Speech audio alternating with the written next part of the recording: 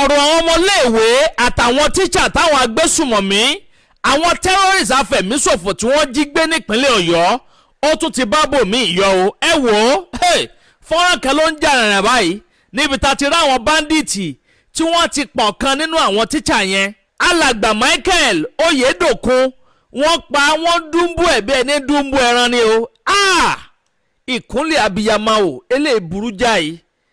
ọ̀dájú abiyamọ làwọn báńdíìtì yìí o. ẹ̀yin èèyàn tẹ́ bá rí bọ́n ṣe gé máa yẹn lọ́rùn. ẹ wo comment section fídíò yìí ibẹ̀ lẹ́tì láǹfààní láti wo gbogbo ẹ̀ gbogbo bó ṣe ń sọ̀rọ̀ tí wọ́n ti ọ̀bẹ bọ̀ lọ́rùn tí wọ́n sì rẹ́ orí rẹ̀ wọ́n rẹ̀ bọ́lẹ̀ fẹ́ẹ́. eléyìí ní agbára o. ẹ wo bí tá a bára wa dé lórílẹ̀‐èdè Nàìjíríà nílẹ̀ Yorùbá. kódà ẹni tó jẹ́ Inspector General of Police ìyún alàgbà Ridwan Disu àwọn gan wọ́n ṣe àbẹ̀wò sọ́dọ̀ àwọn màmá yẹn o torí gbogbo wọn ti tú jáde. wọ́n tú yáyá ni wọ́n tú yáyà ni wọ́n bẹ̀rẹ̀ sí ní ṣe ìwọ́de ìfẹ̀hónúhàn táwọn òbí yẹn tí wọ́n bẹ̀rẹ̀ sí ní wẹkún mu bòròbòrò. orí pé kí ni gómìnà ìpínlẹ̀ Ọ̀yọ́ ẹnjìnìà Ṣèyí Mákindé wọ́n jáde lánàá òde yìí tí wọ́n ṣàlàyé lẹ́kùnrẹ́rẹ́ pé àwọn ti mọyì àwọn tí wọ́n jí gbé o. pé àwọn ọmọléèwé àwọn ọmọ wẹ́wẹ́ tí ń bẹ́nu wọn 39 ni wọ́n 39 bẹ́ẹ̀ sì làwọn tíṣà tí ń bẹ láàrin wọn àwọn 7 ni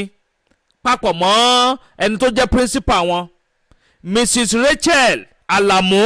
pẹ̀lú Mary Tèmítọ́pẹ́ tẹ́ ò bá gbàgbé àwọn méjèèjì yìí jáde lánàá tí wọ́n ṣe fọ́nrán àwọn bandits náà ló kú rìkọ́ọ̀dù wọn tí wọ́n post ẹ̀ sọ online. torí ṣáájú àkókò ìlàbẹ̀ sí ń gbọ́ fìrìfìrì tẹ́ni tó jẹ́ Minister for Information nípínlẹ̀ Ọ̀yọ́ tó jáde wípé àwọn ti rọ̀gbà yí wọn ká o páwọn ti fẹ́ mú wọn pé díẹ̀ báyìí ló kù. wọ́n láwọn ọmọ ológun wa àwọn ọlọ́pàá àwọn civil defence agro rangers pẹ̀lú àwọn àmọ̀tẹ́kùn pé gbogbo wọn ti fọwọ́sowọ́pọ̀ kódà wọ́n ní wọ́n ti ta àwọn tí ń bẹ nípínlẹ̀ Kwara lólobó torí báńdìrì yẹn ibi tó sọ pé wọ́n wà ó fẹ̀gẹ́pẹ̀gẹ́ pẹ̀lú báńdìrì ìpínlẹ̀ Kwara ní àtọ̀yọ́. wọ́n ní wọ́n ti ń sọ fún wọn pé káwọn náà dúró re o torí pé kí ni díẹ̀ báyìí ló kù káwọn rí wọn mú káwọn gba ọgbọ́n wọn mú gba àwọn afẹ̀míṣòfò yẹn. ká tó ṣẹ́jú pẹ́ báyìí wọ́n ní pé àwọn ọmọ ológun yẹn àtàwọn NSCDC pẹ̀lú àwọn àmọ̀tẹ́kùn àtàwọn ọlọ́pàá wọ́n ní wọ́n ti bẹ̀rẹ̀ sí ní gbọ́ igbe àwọn ọmọ kéékèèké tí wọ́n ń sunkún nínú igbó tó túmọ̀ sí pé àwọn ọmọ tí wọ́n jí gbé yẹn ní ń sunkún o.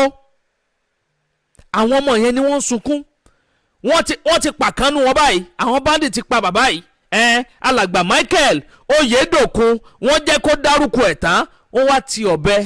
súwọ́ọ̀dù bíi súwọ́ọ̀dù táwọn Fúlàní ti ń dẹran tí wọ́n mú dání yẹn wọ́n ti bọ̀ lọ́nà fún wọ́n sì gé gbogbo orí rẹ̀ sọ́lẹ̀. eléyìí ní agbára ẹ̀yin èèyàn ẹ máa bá ń comment kẹ́ máa like ẹ sì máa pín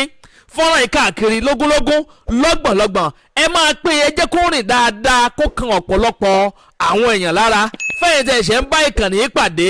ìkànnì Àdàbà tẹlifíṣàn ni wọ́n ń pè bí níbi tá a ti máa mú wá fún yín àwọn ìròyìn yàjóyàjó ìròyìn ajá àbálẹ̀ lọ́dọ̀ tí wọ́n ń bì náà lẹ́tì láǹfààní láti máa gbọ́ ní nǹkan bí ìjẹta báyìí níròyìn ọ̀hún gbòde kan o páwọn báńdíìtì àwọn afẹ̀míṣòfò wọ́n yabo iléèwé kan o iléèwé méjì ọ̀tọ̀ọ̀tọ̀ community high school tí ń bẹ ní Àìró Èsílé níjọba àbílẹ̀ oríire local government area nípínlẹ̀ Ọ̀yọ́ ibẹ̀ ni wọ́n ti sọsẹ́ tí wọ́n jí ọ̀gọ̀rọ̀ àwọn ọmọléèwé tí wọ́n jí wọn gbé lọ Òkè Ọya lọ́hùn láti máa ń gbọ́ tẹ́lẹ̀ páwọn bandit sọsẹ́ o wọ́n jiyàn gbé o wọ́n ṣe gbá o wọ́n ṣàwo o wọ́n ti dé sílẹ̀ Yorùbá báyìí o wọ́n ti dé ìpínlẹ̀ Ọ̀yọ́ eléyìí ti ní agbára báyìí o ọ̀rọ̀ yẹn ti gbóná jain kó lórí tètè máa di orí rẹ̀ mú báyìí nítorí pé kí ni eléyìí tí wọ́n gbé délẹ̀ Yorùbá yìí eléyìí ní agbára o ẹ̀yin èèyàn wa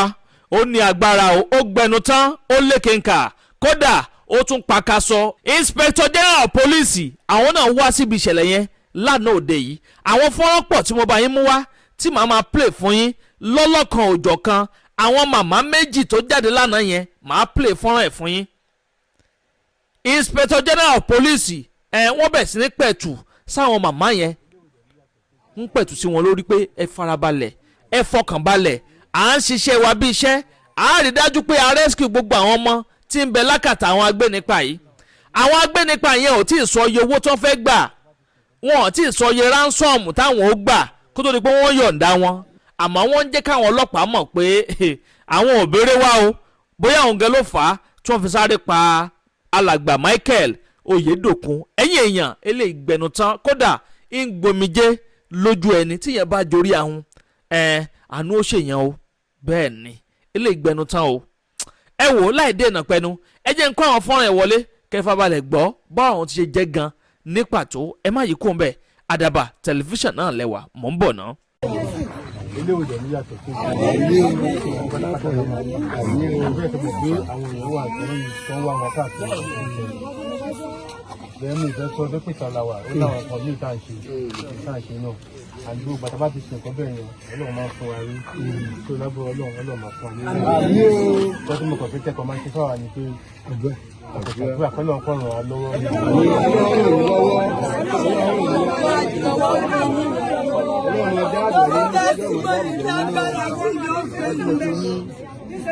wọ́n tí mo ṣe ní kí mo wà fún mi wá nìyẹn ní ìfẹ́ ràn yẹn wá mo wá nítorí ara mi níbẹ̀ yẹn komisanna pólísì tí ẹgbẹ́gbẹ́ komisanna pólísì tí Kwara náà lọ wà nígbà yìí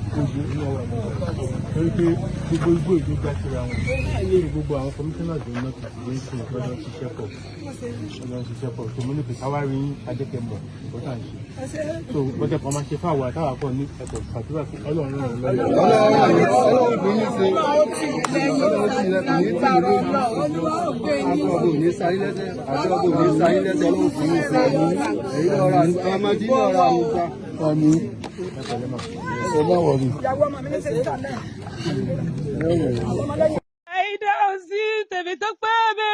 I'm from Ibadan. I'm working at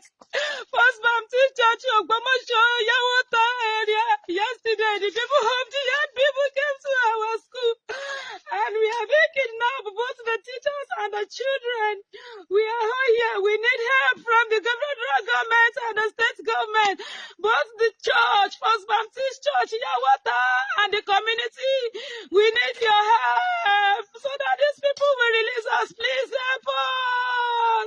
Please help us. We need help from our president. Start. I am Mrs. Alamu, FR. I am the principal of Community High School, Esele, in Orire local government of Oyo State. On Friday, around 9:30, we were attacked by a certain group of people,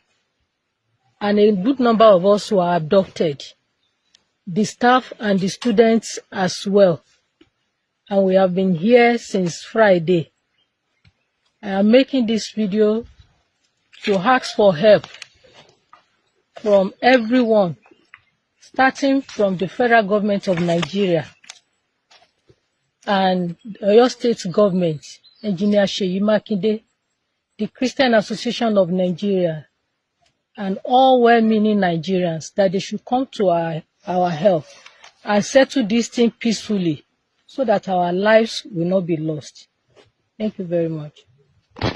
ẹ tún ká àbọ̀ padà yẹn wá ọ̀rọ̀ lẹ́gbọ́n yìí bó lẹ ṣe rí sí abẹ́rẹ́ ìpínlẹ̀ ní agbára díẹ̀ ẹ̀yin tẹ́ ò tí ì rí fọ́nrán alàgbà Michael tí wọ́n pa yẹn nípa àfọ́náfọ́nsu ẹ wo comment section fídíò yìí Telegram channel wà ń bẹ̀ àti WhatsApp link wa ẹ lọ síbẹ̀ ẹ láǹfààní láti wo gbogbo fídíò yẹn tó abáníká máa post àwọn fídíò yẹn síbí báyìí ó máa go against policy àwọn Facebook àti YouTube so láǹfààní láti post fídíò yẹn síbí báyìí orí Telegram àti orí WhatsApp wa lẹ́ẹ̀tì rí àyẹ̀wò gbogbo kìíní yẹn dáadáa gbogbo bó ṣe dúnbù olùkọ́ yẹn àwọn èèyàn ti túyáyá wọn ìtújú àyà jáde tí wọ́n bẹ̀rẹ̀ sí ń ṣe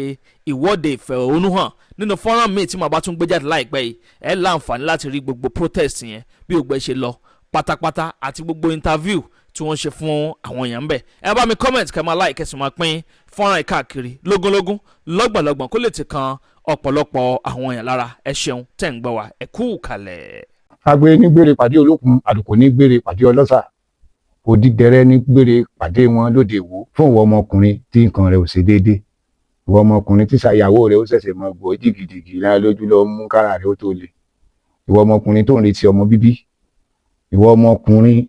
tó fẹ́ ṣe nǹkan tó dáa láyé pẹ̀lú aya rẹ tí ìfàyàlòyà tí ó fi di nǹkan tó dáa, ìwọ tátọ̀ rẹ ń sàn tí ò kí tó láti dọmọ, ìwọ ọkùnrin tára rẹ ò le, ìwọ ọkùnrin ṣe ẹ̀kan dìde, ìwọ ọkùnrin tátàn rẹ ò dúró déédéé, ìwọ ọkùnrin tó ń retí ọmọ, ìwọ ọkùnrin tó ṣẹ̀ṣẹ̀ ṣègbéyàwó, ọgbọ́ capable herbal energy capsule ló nílò fún gbogbo àìṣedéédé ara rẹ kó o lè jẹ́rìí sọmọ bíbí àti nǹkan tó dáa láti ṣe.